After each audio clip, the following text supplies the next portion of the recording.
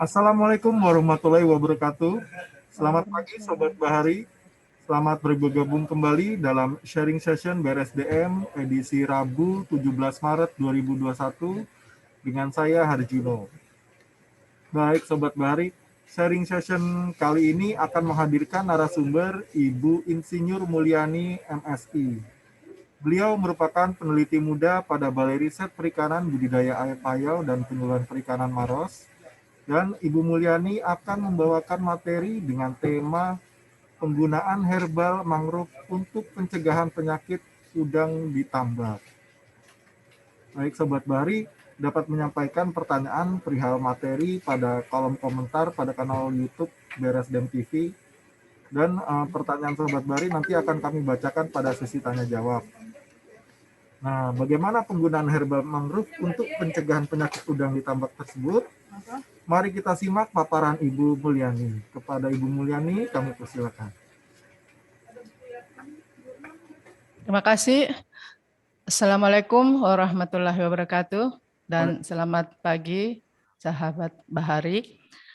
Terima kasih kami ucapkan kepada BRSDM yang telah memberikan kesempatan kepada kami untuk melakukan atau men-share hasil-hasil penelitian kami dari Balai Riset Perikanan Budidaya Air Payau dan Penyuluhan Perikanan.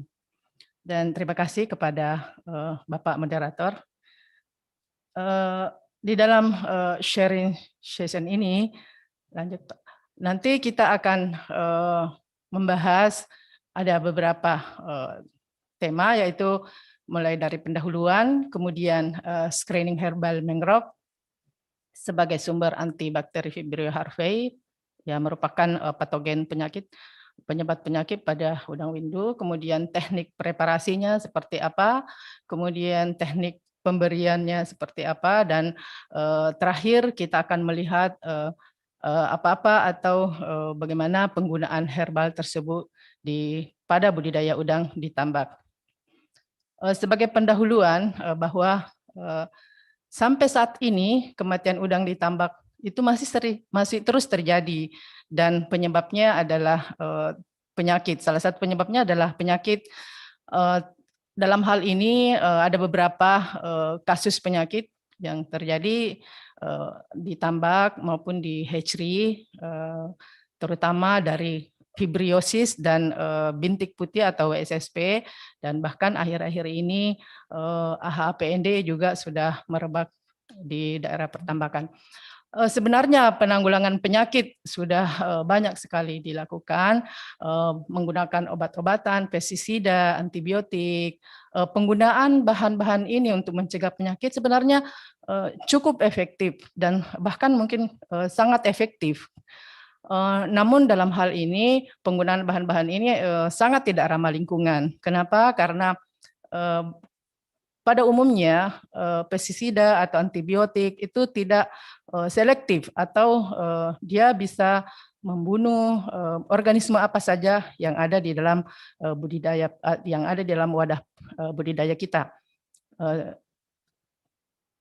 Seperti antibiotik juga bisa, selain bisa merusak lingkungan, juga bisa terjadi akumulasi, baik itu terhadap biota yang kita pelihara, atau bisa menyebabkan resistensi terhadap patogen itu sendiri.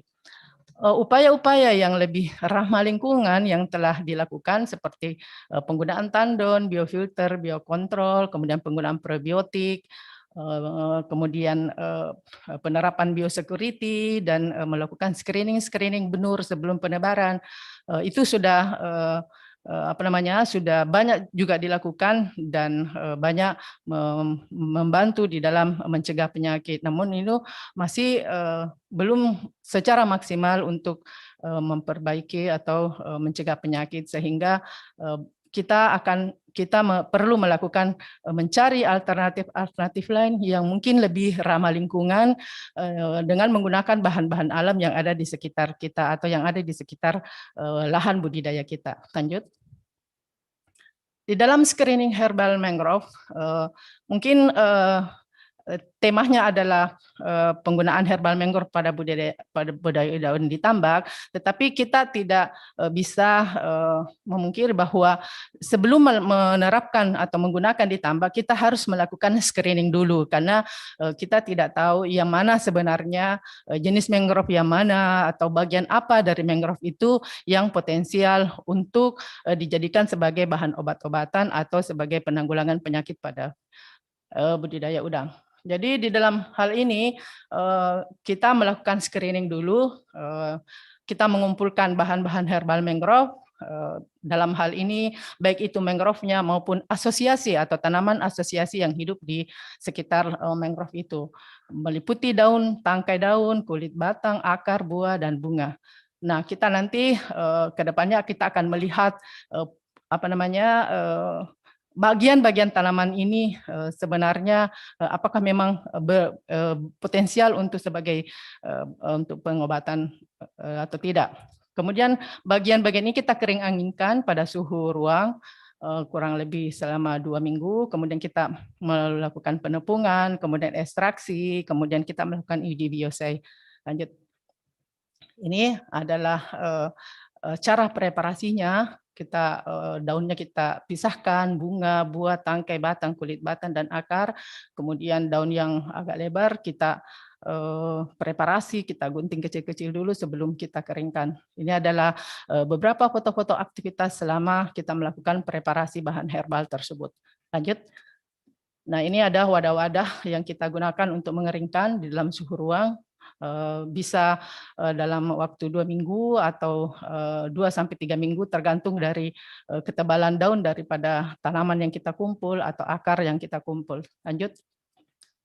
Kemudian kita melakukan pembuatan simplicia atau penepungan herbal yang sudah kering, kita haluskan dengan blender, kemudian diayak menggunakan ayakan saringan, kemudian dimasukkan dalam kantong plastik. Selanjutnya kita beri label untuk penelusuran selanjutnya bahwa bagian-bagian apa saja nanti yang aktif menghambat patogen yang kita jadikan sebagai bioindikator. Lanjut. Kemudian ekstraksinya kita untuk seleksi awalnya kita melakukan ekstraksi menggunakan metanol 80%, kemudian dimasukkan ke dalam wadah, kemudian didiamkan selama 24 jam dan disaring dengan kain saringan untuk memisahkan antara larutannya dengan padatannya. Nah, hal yang sama kita ulang sebanyak 3 kali, dalam artian setelah 24 jam kita saring, kemudian kita rendam lagi. Hal ini dilakukan untuk lebih mengefektifkan atau lebih menarik banyak lagi zat-zat aktif yang ada di dalam larutan tersebut. Ya, ini kemudian kita setelah mendapatkan cairannya, hasil ekstraksinya kita pekatkan atau kita kisatkan dengan rotator evaporator untuk mendapatkan padatan daripada crude ekstrak daripada mangrove tersebut. Kemudian kita melakukan uji biosai karena di dalam penelitian kami ada banyak sekali sampel atau banyak sekali isolat-isolat yang kita kumpulkan, sehingga kita menggunakan metode yang lebih cepat, yaitu dengan menggunakan microwell plate dengan bioindikatornya adalah Vibrio harvey. Karena kita tahu bahwa Vibrio harvey adalah salah satu penyebab penyakit berpendar baik pada hatchery maupun pada budidaya yang keberadaannya tidak bisa diabaikan karena selain dia sebagai pemicu penyakit-penyakit yang lain, dia juga bisa menyebabkan kematian langsung kepada udang. Lanjut. Selain menggunakan metode microwell plate, kita juga menggunakan metode difusi agar. Metode ini sebenarnya yang paling umum dilakukan kalau untuk mencari bahan-bahan aktif pada tanaman. Jadi metode ini karena sangat simpel, tetapi ini tidak praktis kalau jumlah sampelnya banyak. Lanjut.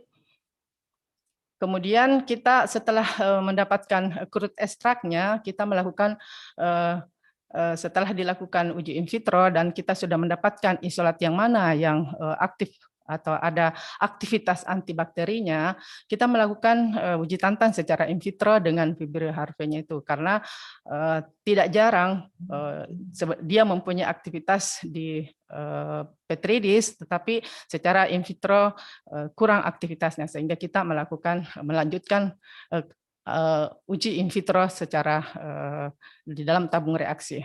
Dan ini sebenarnya penelitian ini bertahap dari sejak seleksi melalui petri dish, kemudian langsung ke in vitro-nya di dalam tabung reaksi, dan nanti akan lanjut ke secara in vivo-nya di dalam laboratorium biasa. Ya, ini adalah uji toksisitas bahan herbal yang telah kita seleksi tadi terhadap udang windu, karena meskipun dia mempunyai aktivitas antivibrio atau antibakteri yang cukup tinggi, tetapi jika dia toksik terhadap organisme yang sasaran kita, itu juga tidak efektif atau tidak bisa digunakan.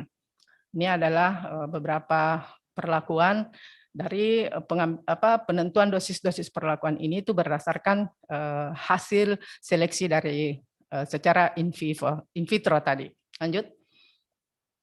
Ini slide ini menunjukkan beberapa sampel atau beberapa daerah di mana sampel-sampel yang kita kumpulkan itu, kita ada beberapa kabupaten, mulai dari Maros, Pangkep, Luhut Timur, Takalar, Bone. Sebenarnya juga masih ada penelitian sebelumnya, itu kita mengambil sampel-sampel dari Kendari.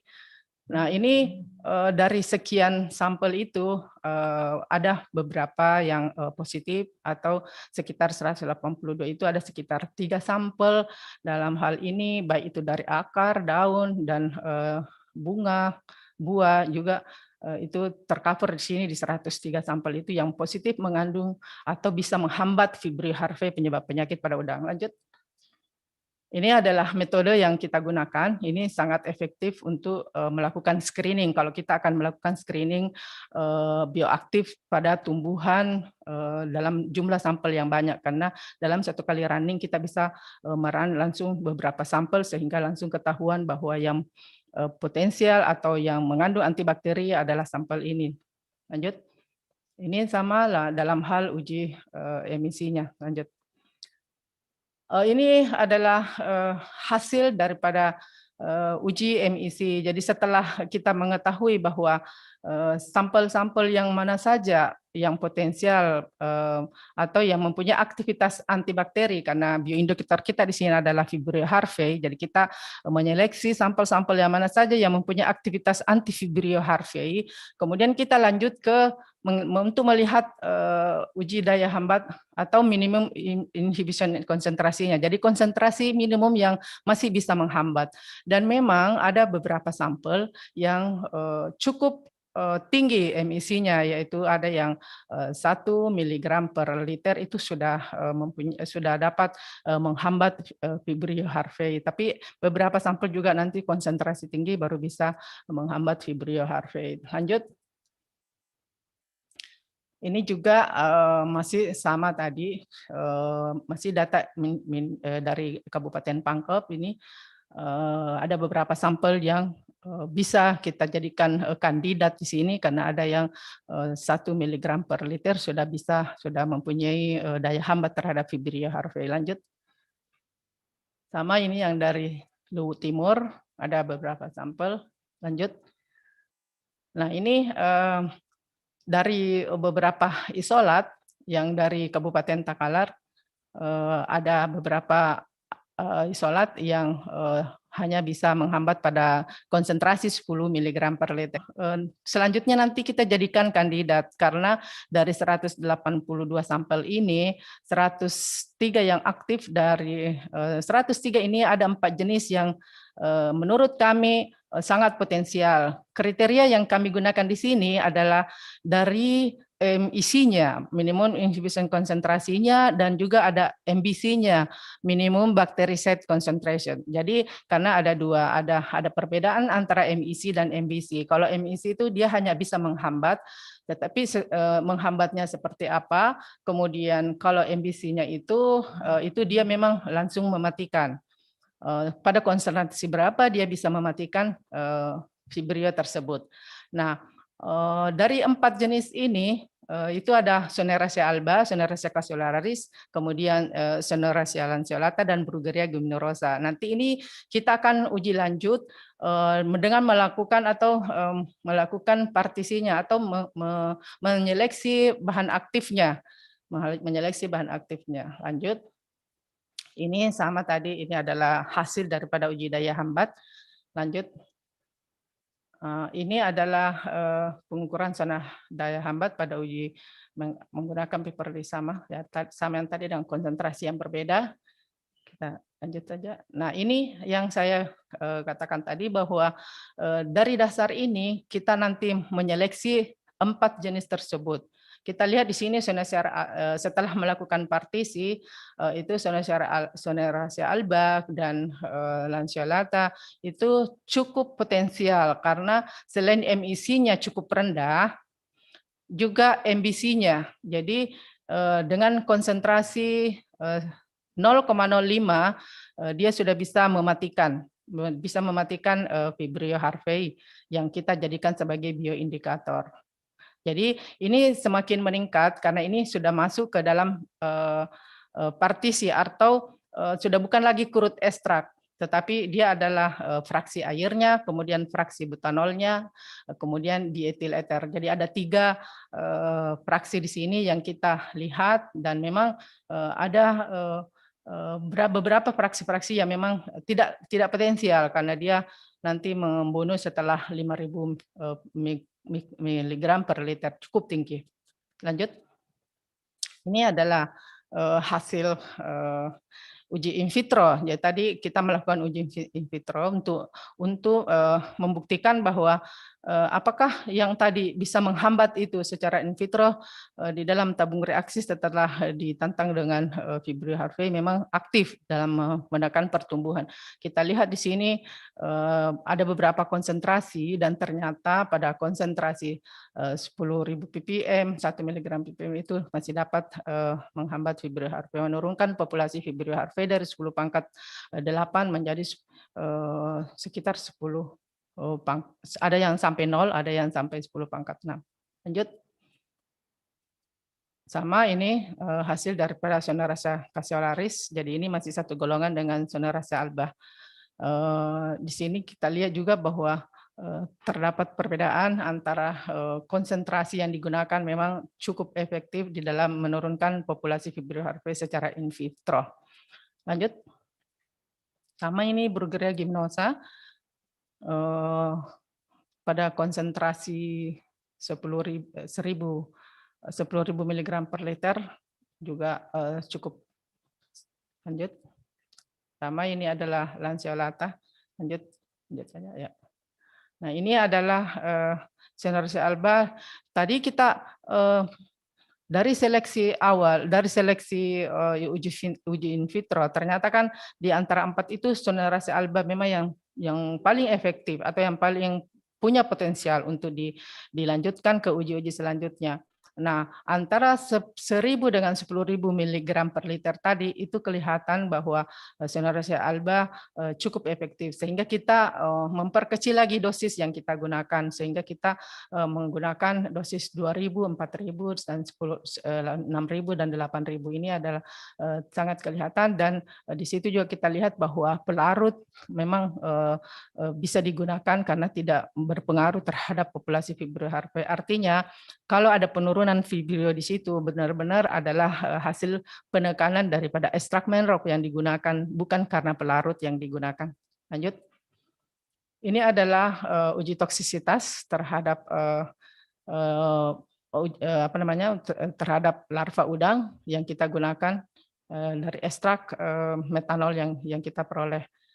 Ya, kita lihat di sini bahwa 10.000 ppm daripada crude ekstraknya itu sudah bersifat toksit.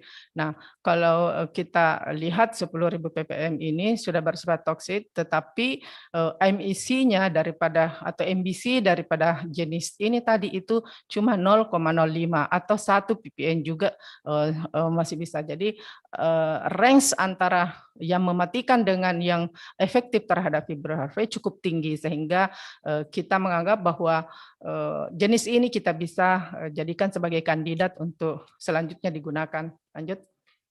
Ini adalah tadi metodologi atau cara melakukan praktisi ya, untuk memperoleh fraksi air, butanol, dan dietil eter. Lanjut. Ini sama, jadi hasil praktisi itu kita lakukan uji emisi, kemudian lakukan uji MBC. Jadi bukan hanya crude ekstraknya, tapi juga terhadap hasil partisinya. Lanjut.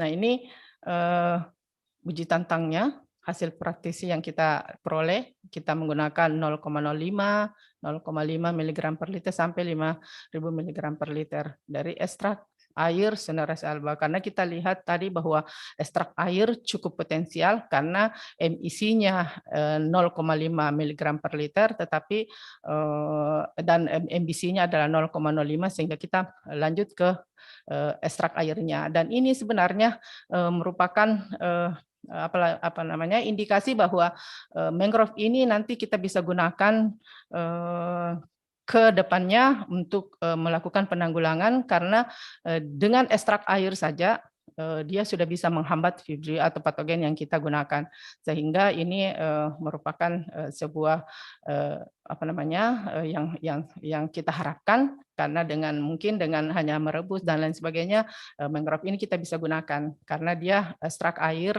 artinya yang mudah larut di dalam air, bahan-bahan aktif yang mudah larut dalam air itu bisa dimanfaatkan sebagai anti Vibrio HRV. Lanjut. Ini adalah hasil uji tantang ekstrak air Sunarajaya Selatan pada Vibrio HRV. Kita lihat di sini. Ya, lanjut. Ini sama, ini adalah dari Sunarajaya Alba. Jadi dengan konsentrasi 5.000, kemudian 500, itu cukup efektif terhadap penurunan Vibrio HRV di dalam akuarium. Lanjut. Ini kita sudah masuk ke, karena ini apa namanya, masuk ke dalam bagaimana melakukan preparasinya, yaitu kita akan membandingkan antara ekstrak metanol, ekstrak perebusan, dan daripada beberapa jenis mangrove ini, karena ini kita tadi menyeleksi ada 4, yaitu Sunarajaya Alba, Lanceolata, dan Gymnorrhea, tetapi salah satu di antaranya adalah Cassiolaris, itu sangat susah didapatkan sampelnya, jadi kita tidak melanjutkan ke uji-uji selanjutnya. Jadi hanya kita melakukan uji selanjutnya dari 3 jenis mangrove ini. Kita akan membandingkan ekstrak metanol dengan perebusan. Jadi di sini kita berharap bahwa karena tujuan kita adalah bagaimana menerapkan atau bagaimana menggunakan bahan herbal ini secara sederhana nantinya pada lahan budidaya, sehingga kita berharap dengan hasil perebusan bisa kita gunakan, karena kalau kita menggunakan hasil ekstraksi secara kimiawi itu pasti akan susah untuk diterapkan, kecuali kalau misalnya memang arahnya kita akan ke arah industrial, sehingga kita bisa nanti akan mendapatkan struktur molekuler daripada bahan aktifnya, itu bisa kita lanjutkan ke ekstraksi kimia. Tetapi karena sasaran penelitian kita adalah bagaimana bisa hasil penelitian ini bisa diterapkan secara sederhana dan murah pada lahan budidaya, sehingga kita berharap bahwa dengan jalan merebus dari daun-daun mangrove ini itu tidak kalah aktivitasnya terhadap ekstrak-ekstrak yang telah dihasilkan secara kimiawi. Itu sasaran penelitian kita, sehingga kita melakukan perbandingan secara laboratorium hasil-hasil ekstraksi ini seperti apa efektivitasnya terhadap penurunan Vibrio HRV, kemudian terhadap sintasan udang. Ya, lanjut. Ini adalah rataan sintasan larva udang pada uji tantang HRV dengan ekstrak mangrove dengan teknik preparasi. Jadi kita menggunakan ekstrak metanol, kemudian ada hasil perebusan, dan ini memang yang kita harapkan bahwa ternyata dengan ekstrak perebusan, nah itu bisa dimanfaatkan karena dia lebih bagus daripada ekstrak metanolnya. Ya, jadi tadi memang kita sudah ada hasil penelitian awalnya yaitu dari MBC dan MEC-nya ternyata ekstrak airnya memang lebih tinggi atau lebih aktif dibanding dengan ekstrak butanol dan di etil eternya. Artinya crude ekstrak dari ekstrak metanol itu tadi yang aktif itu adalah dari ekstrak airnya karena terbukti setelah penelitian lebih lanjut dengan menggunakan hasil perebusan dan hasil perebusan ini bisa dimanfaatkan karena bisa menekan populasi Vibrio harvae dan meningkatkan sintasan udang. Lanjut. Ini adalah Vibrio harvae, total Vibrio harvae selama 96 jam. Lanjut. Ya, ini adalah teknik pemberian. Kita selain melakukan perebusan, kemudian ekstrak metanolnya, kemudian hasil praktisinya tadi, kita juga melakukan penelitian-penelitian terhadap bagaimana menggunakan bahan ini. Apakah bisa melalui pakan, bagaimana kalau hanya direndam, dan juga nanti akan ada bagaimana kalau dia disuntikkan ke dalam udang. Ini adalah perlakuan-perlakuan yang kita gunakan, Solanaceae alba, Lanceolata, dan Gymnorrhiza melalui perendaman dan melalui pakan. Kita lihat selanjutnya. Nah, ini dengan ini tadi masih hasil daripada hasil praktisi yang melalui pakan. Lanjut. Ini adalah sintasan udang pada uji harvae dengan ekstramen dengan teknik pemberian yang berbeda, yaitu Solanaceae melalui pakan, kemudian Lanceolata melalui pakan. Kita lihat di sini bahwa melalui pakan itu sebenarnya sih tidak berbeda nyata terhadap kontrol positif dan kontrol negatifnya, tetapi cukup berbeda nyata dengan perlakuan yang lainnya. Nah, ini adalah pencegahan penyakit fibrosis menggunakan ekstrak Menrosona melalui penyuntikan. Ini kita suntikan dan ternyata dengan konsentrasi seperti itu dia tidak mematikan. Artinya memang Solanaceae alba ini potensial untuk digunakan karena dengan konsentrasi seperti itu belum mematikan terhadap udang. Lanjut. Ini pencegahan penyakit fibrosis menggunakan ekstrak Menrosona melalui perendaman.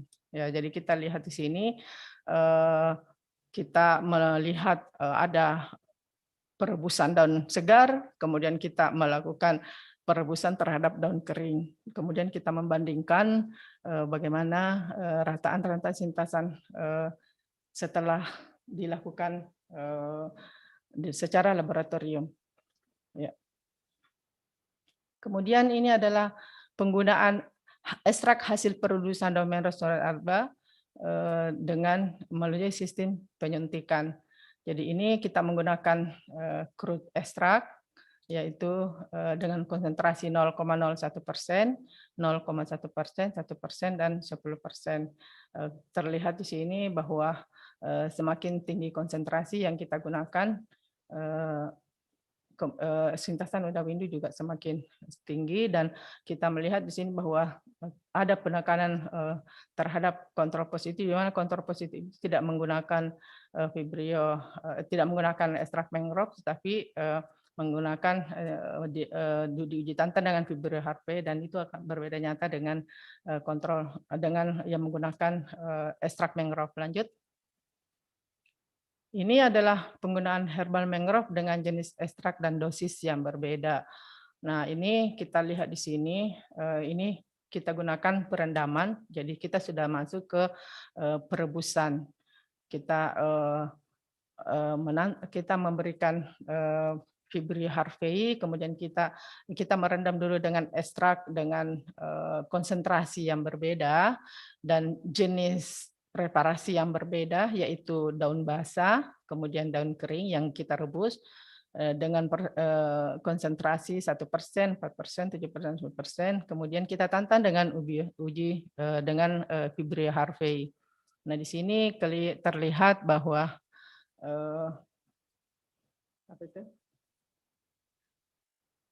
ada perbedaan antara kontrol positif, yang memang artinya di sini efek daripada mangrove itu kelihatan. Lanjut. Ini adalah penggunaan hibernasi mangrove dengan lama perendaman yang berbeda. Ada kita gunakan 12 jam, 24 jam, 36 jam, dan 46 jam. Di sini pada hari kelima kita lihat bahwa dengan perendaman 36 jam itu berbeda nyata dengan kontrol positif. Acuan kita di sini adalah kontrol positif karena kontrol positif itu tidak menggunakan herbal, tidak menggunakan ekstrak mangrove. Kalau kontrol negatifnya itu tanpa ekstrak mangrove dan tanpa ditantang. Lanjut. Ini adalah hasil daripada penggunaan ekstrak mangrove pada frekuensi yang berbeda. Jadi kita lihat di sini ada 2 kali seminggu, 3 kali seminggu, 1 kali seminggu itu tidak berbeda nyata. Jadi dari hasil-hasil ini nanti kita akan menerapkan di lapangan berapa kali pemberian di dalam 1 minggu. Lanjut. Ini adalah jadi selain kita indikator kita Vibrio harvey, kita juga melakukan penelitian-penelitian untuk pencegahan penyakit SSP karena beberapa literatur itu juga sudah banyak dilakukan pencegahan WSSP menggunakan ekstrak mangrove. Jadi ini ada kita gunakan melalui pakan. Kita lihat di sini bahwa dengan 0,1 atau 0,1 gram per kilogram pakan itu memberikan sintasan yang cukup tinggi. Lanjut. Ini adalah pencegahan penyakit kuda windu menggunakan cara perebusan. Ini yang melalui perebusan. Kalau tadi itu melalui pakan, kita lihat di sini ya dengan 0,01%, yaitu berbeda nyata dengan kontrol positif dan 10%. Lanjut. Ini adalah pencegahan WSSP menggunakan dengan sistem penyuntikan. Jadi tadi ada melalui pakan, melalui perendaman, dan melalui penyuntikan. Kita lihat di sini ada kita gunakan daun basah, daun kering yang direbus dengan konsentrasi yang berbeda. Nah, di sini kita lihat dengan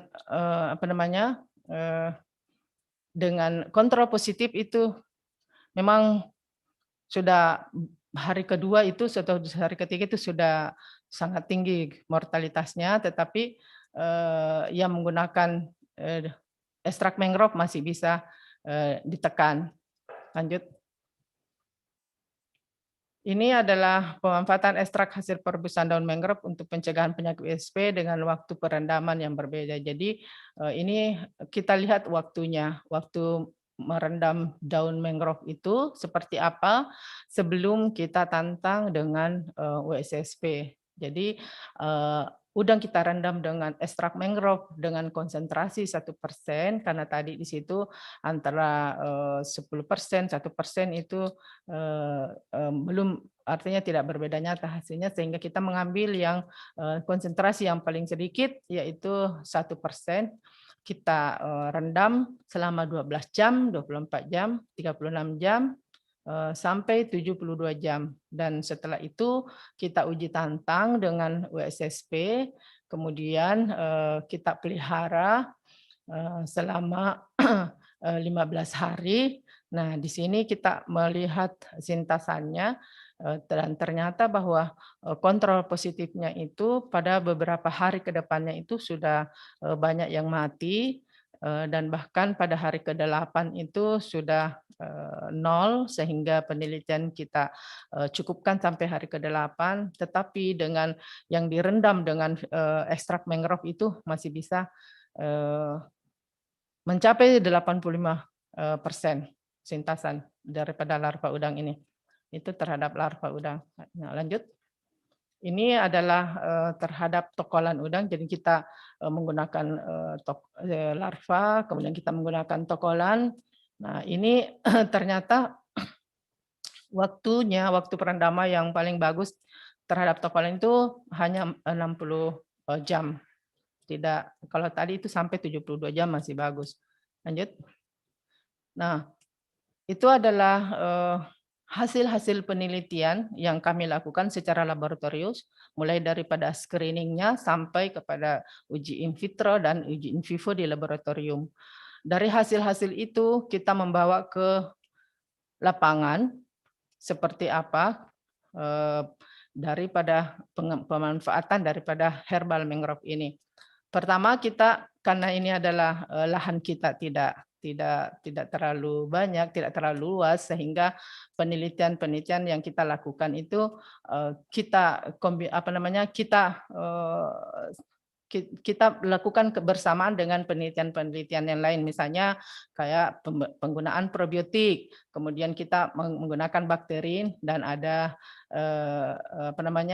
sehingga pada tahun-tahun pertama kita lakukan itu, ini adalah hasilnya sintasan dan produksi udang windu pada penelitian penjaga penyakit windu ditambah melalui penggunaan bakterin, probiotik dan herbal mangrove. Jadi kita lihat di sini bahwa ekstrak mangrove produksi atau sintasannya mencapai 73%, kemudian kontrolnya itu hanya 63%, probiotik masih bagus, probiotik dikombinasi dengan mangrove malah juga lebih bagus, yaitu 82%, dan produksi per hektarnya itu juga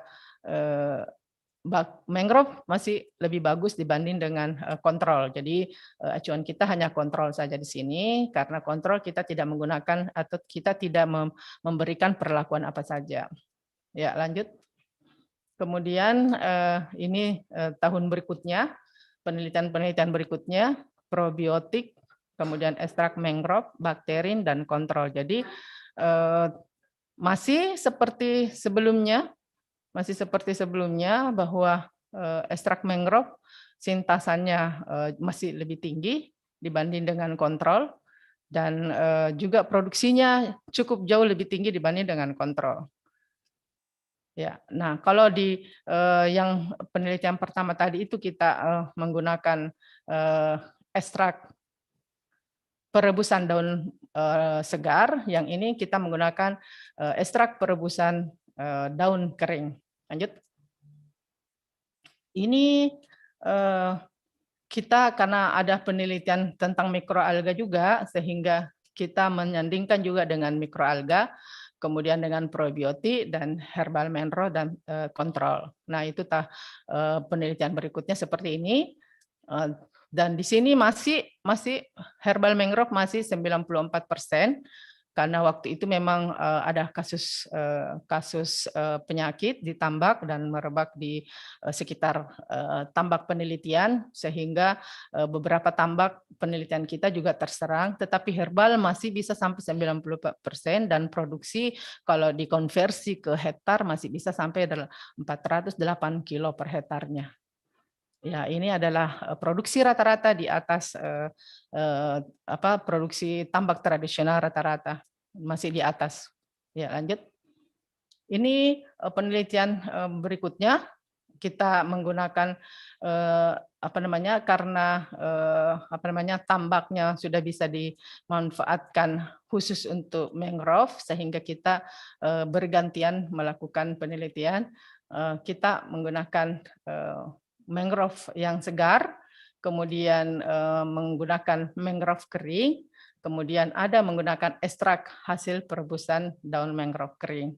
Ya, jadi kita lihat di sini bahwa ternyata penggunaan ekstrak hasil perebusan daun kering itu masih lebih bagus dibanding dengan penggunaan secara langsung. Ini penggunaan daun mangrove segar ini itu langsung ke petakan, langsung ditebar di petakan, langsung digantung di petakan, sama dengan yang penggunaan daun mangrove kering itu langsung dipetakan. Tetapi yang penggunaan ekstrak yang hasil perebusan ini itu daunnya kita rebus dulu, kemudian airnya atau air rebusannya itu kita tebar di tambak.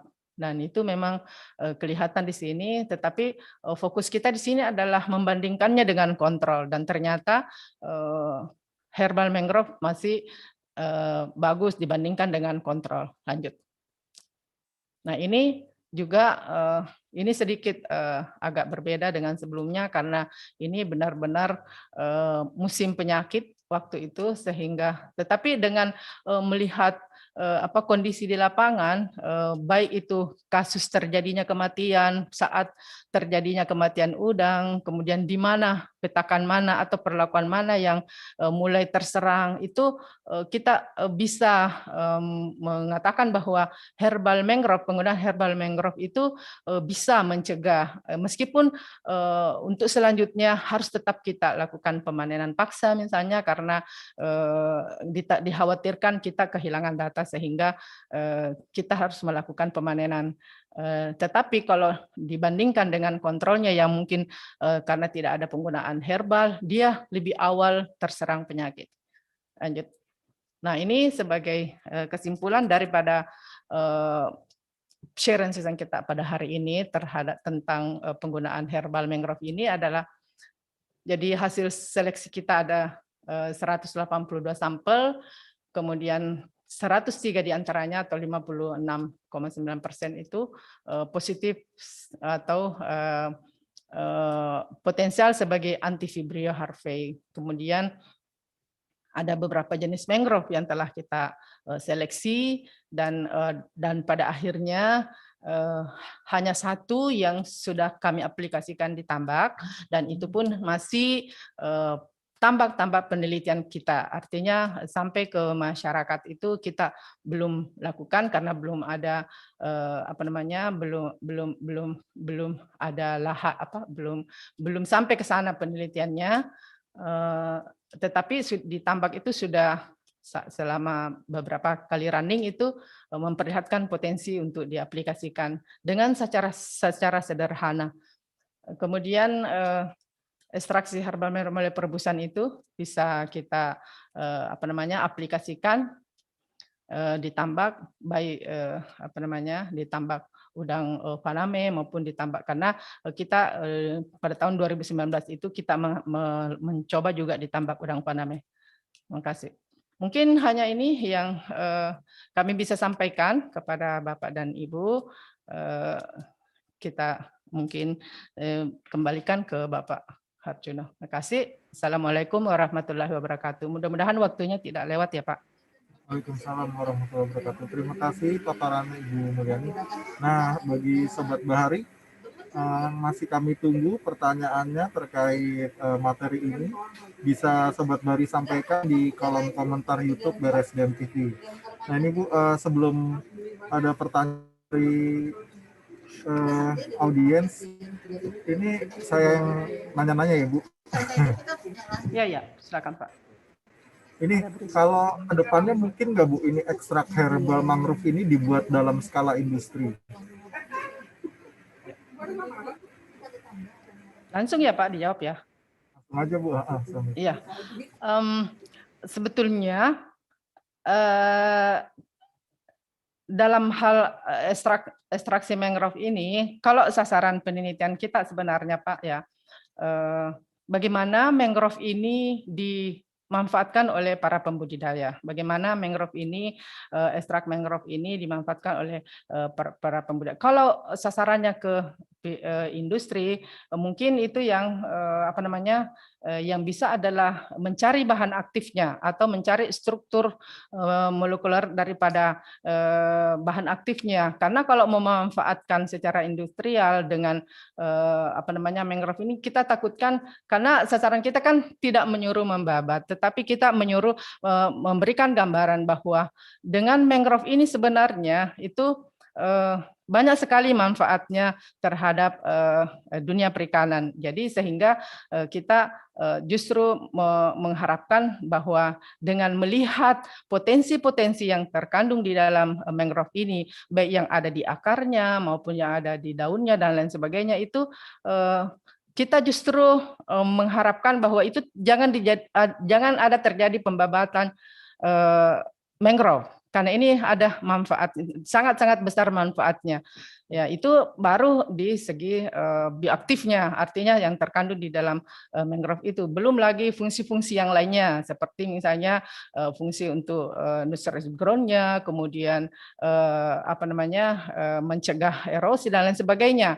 Ini baru jadi sebenarnya kalau dikatakan bahwa apakah bisa diproduksi secara skala industri, yang dikhawatirkan kalau direkomendasikan untuk skala industri ini yang pembabatan mangrove ini yang kita khawatirkan, Pak. Jadi sebenarnya kita mengharapkan bahwa dengan penelitian-penelitian atau dengan metode-metode sederhana ini, petani yang ada lahan mangrove-nya, jangan justru sebaliknya dibabat, tetapi justru sebaliknya diremajakan kembali, karena daun-daun yang runtuh atau yang gugur daripada secara alami daripada mangrove itu sebenarnya sangat bermanfaat untuk menekan vibrio dan lain sebagainya di dalam lahan budidaya kita.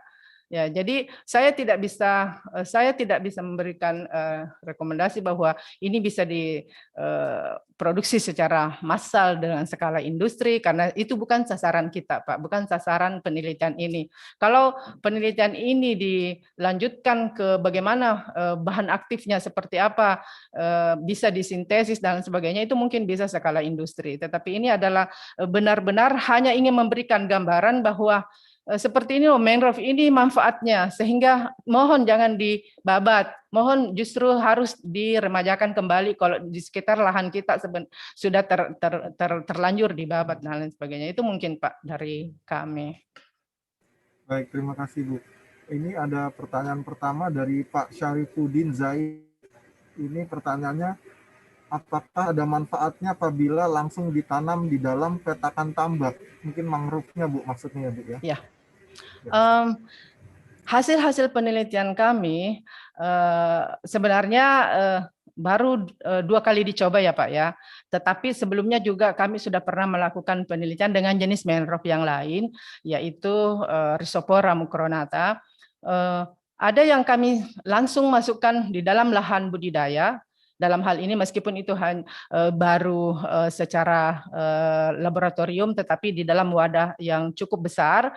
Kemudian ada yang kita taruh di dalam sumber air, dan ternyata memang sangat berpengaruh, Pak. Jadi yang ditaruh di dalam sumber air itu sintasan udang cukup tinggi, juga bahan organik cukup signifikan dengan yang langsung ditaruh bersama dengan udang. Itu dilanjutkan lagi atau diperkuat lagi dengan data yang baru-baru kami peroleh, bahwa dengan daun yang langsung dan ekstrak yang perebusan itu jauh lebih bagus ekstrak yang perebusan. Baik itu daun segarnya maupun daun keringnya, tetapi direbus dulu baru ditebar, itu jauh lebih bagus dibanding dengan menaruh langsung di dalam wadah budidaya. Jadi dari hasil penelitian ini mungkin dari kami menganjurkan bahwa mangrove itu jangan ditanam di dalam tambak yang tempat kita melakukan budidaya, tetapi di sekitar pemasukan air atau di saluran air, sehingga dia bisa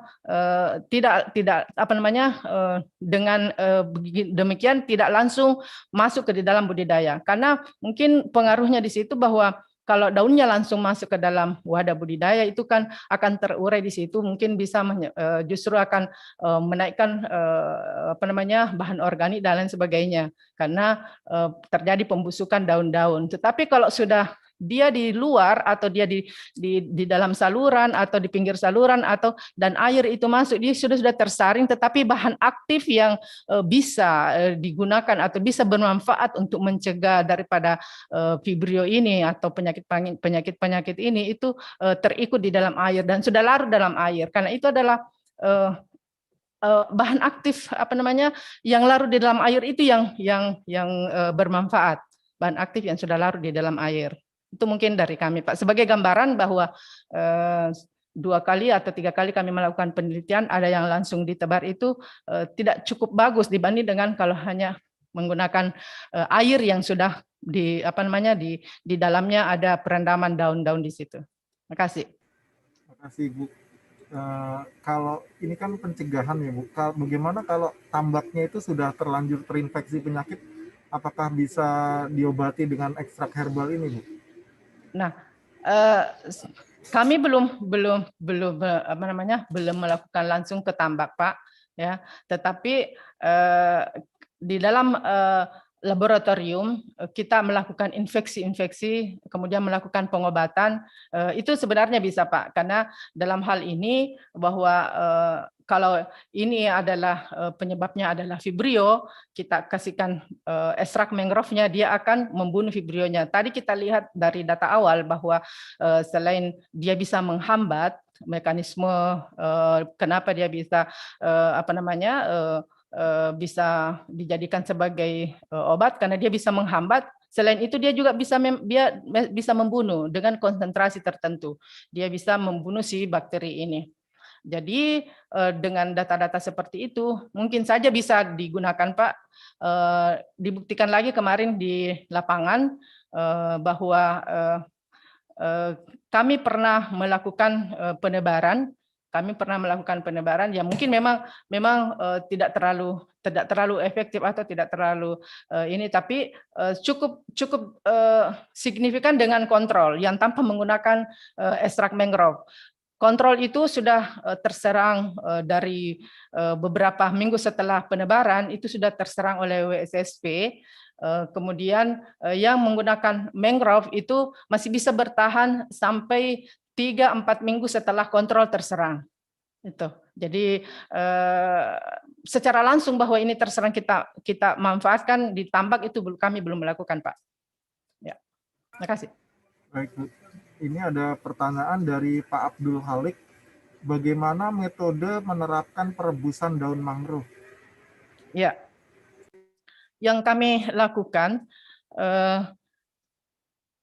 kalau itu daun basah, kita melakukan menimbang 1 kilo daun basah, kemudian kita rebus dengan 5 liter air.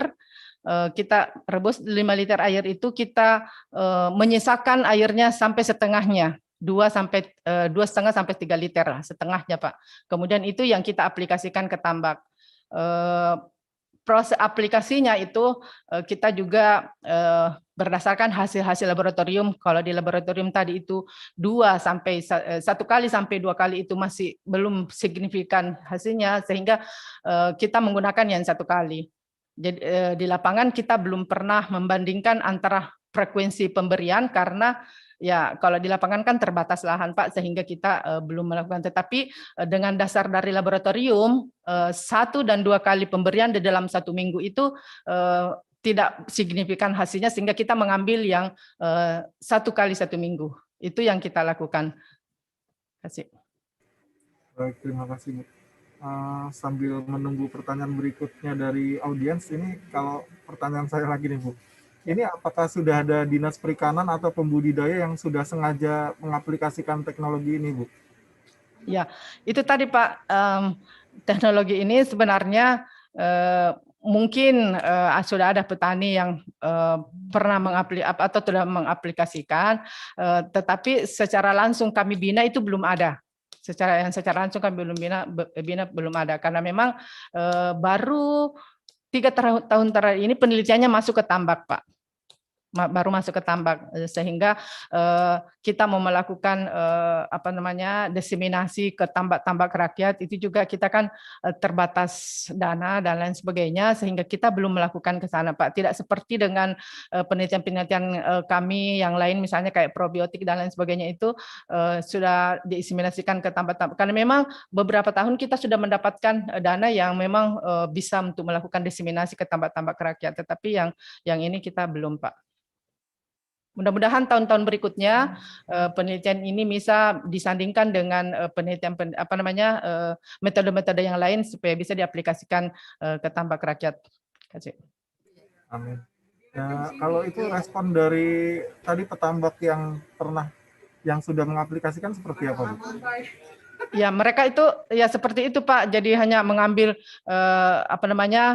karena dalam hal ini kan, tapi bukan jenis yang ini ya. Mereka mengambil misalnya kayak daun kuposanda, kemudian merebusnya. Tetapi itu adalah informasi-informasi dari hasil penelitian herbal juga Pak. Karena penelitian herbal ini, mangrove ini sebenarnya awalnya itu kan bukan cuma mangrove-nya tok saja, tetapi tanaman-tanaman yang berasosiasi dengan mangrove ini. Nah, salah satu di antaranya itu adalah daun kuposanda. Dan penelitian ini sebenarnya sudah pernah juga dulu kita lakukan, tetapi terputus sehingga nanti kita sambung lagi di sini, dan sudah ada beberapa di daerah Pinrang itu yang melakukan perebusan daun kuposanda untuk, jadi mereka secara tradisional saja Pak. Jadi, tetapi sebenarnya memang itu yang seharusnya cuman dengan memberikan informasi seperti ini supaya lebih meningkatkan lagi gairah mereka bahwa oh iya memang mangrove itu bermanfaat. Mangrove itu memang bisa digunakan, dengan harapan kita bahwa tetap jangan dibabat, tetapi memanfaatkan yang sudah secara alami jatuh, secara alami ada di sekitar situ, sekitar tambak mereka, ya Pak. Baik, Bu. Harapan Ibu Mulyani sendiri terhadap riset herbal mangrove ini ke depannya seperti apa, Bu? Ya, harapan kami bahwa penelitian ini jangan berhenti di sini.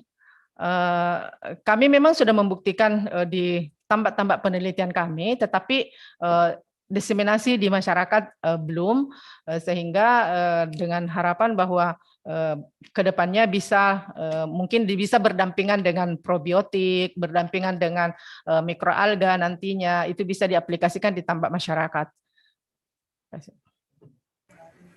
Baik, ini ada pertanyaan terakhir Bu dari PAUD Institute. Selain di Sulawesi, apakah sudah ada yang mengaplikasikannya di luar Sulawesi?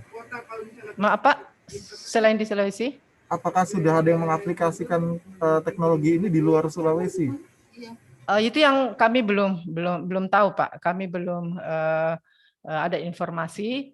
Mungkin saja ada, tetapi karena ini kan memang sebenarnya informasi ini kan sebenarnya sudah sering sudah ada di media-media pemanfaatan mangrove ini, tetapi kita belum melihat menelusuri ke sana, belum, karena secara ini ya tidak seperti misalnya kalau kita produk kami ya misalnya kayak probiotik itu kan memang sudah ada yang bisa dikirim kemana. Kalau ini enggak Pak, belum. Sehingga kita secara langsung untuk mengetahui bahwa si A ini mengaplikasikan si A ini belum. Baik Bu. Bu, ini ada pertanyaan lagi nih Bu. Yep. Dari Pak Amar Anas. Apakah penggunaan herbal mangrove ini juga bisa apakah penggunaan herbal mangrove ini bisa diaplikasikan sebelum membuka tambak? Sebelum membuka tambak. Maksudnya ya jangan sampai membuka tambak itu dalam hal ini membabak mangrove-nya aja. Itu yang kita tidak harapkan. Tetapi maksudnya kalau sebelum persiapan tambak atau ini ya sebenarnya sih bisa saja, karena ini kan prinsipnya bahwa untuk membunuh patogen yang ada. Nah, tetapi sebaiknya ya kita harus mengetahui juga bahwa apakah memang ini perlu diberikan ekstrak mangrove sebelum kita persiapkan atau bagaimana. Karena itu kan mungkin secara alami di sekitar tambak kita itu sudah ada mangrove. Sebenarnya ini yang sasaran kita ini Pak. Sasaran kita ini bahwa secara alami di tambak itu sebaiknya ada lahan mangrove. Itu secara sasaran kita sebenarnya.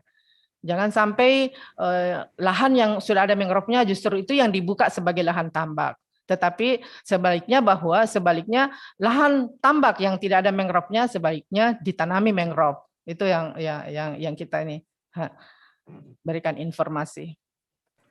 Baik, terima kasih Ibu. Ini karena sudah di waktunya sudah jam 11 waktu Indonesia Barat, kita cukupkan sampai di sini. Oh ya, kepada Sobat Bahari yang mungkin masih bertanya-tanya terhadap materi Ibu Mulyani, mungkin nanti bisa langsung berkorespondensi dengan akun media sosial Balai Riset Maros. Ini Twitternya cukup aktif. Alamat Twitternya Balai Riset Maros ini @brpbap3_Maros. Nah ya, Twitternya @brpbap3_Maros. Nanti Sobat Bari bisa langsung bertanya-tanya melalui akun media sosial Balai Maros. Baik, kami mohon diri dan mohon maaf atas segala kekurangan kami. Sampai jumpa pada sharing session berikutnya pada Rabu minggu depan. Jangan lupa like, follow, dan subscribe media sosial BRSDM untuk mendapatkan info terbaru mengenai riset dan SDM kelautan dan perikanan. Terima kasih sekali lagi kami ucapkan kepada Ibu Insinyur Mulyani MSI dan rekan Balai Maros. Terima kasih. Wassalamualaikum warahmatullahi wabarakatuh. Waalaikumsalam warahmatullahi wabarakatuh.